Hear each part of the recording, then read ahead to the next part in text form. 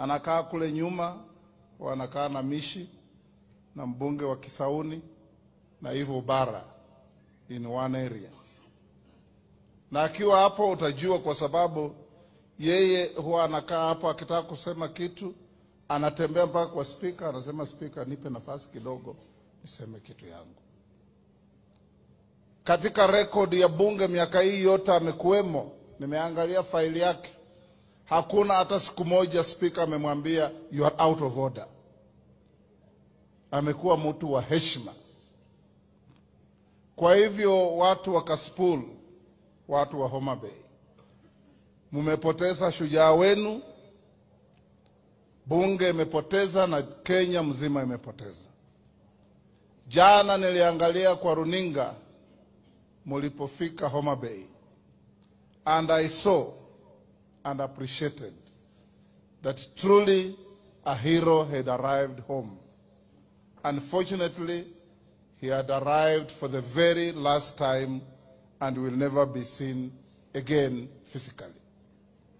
We stand here to condemn in the strongest terms possible the criminals who carried out this cowardly act and encourage the law enforcement agencies, the office of the DCI, the DPP, and we in Parliament have also done our bit by helping to see the movements, the associations, and all issues around our MP on the fateful day.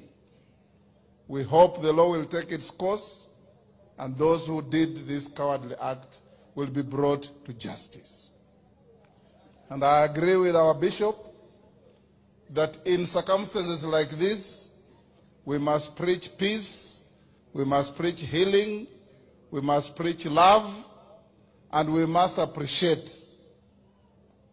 our leaders, Prime Minister Raila Amolo Odinga and our President. They didn't come together for a joke.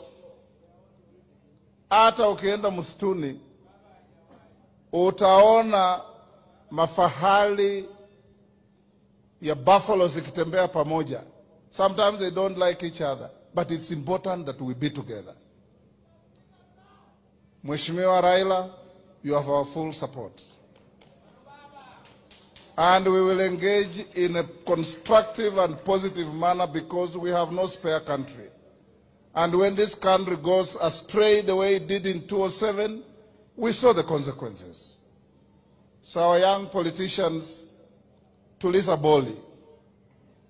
Tuliza boli, ukiona wazee wanafanya maneno, sometimes they see things better with a rich experience. And that is what the country should be.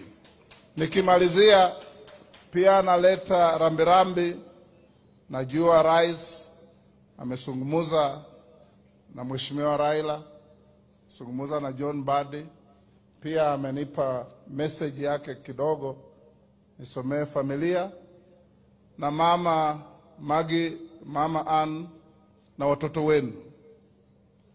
Baada ya leo, sisi zote tutaondoka.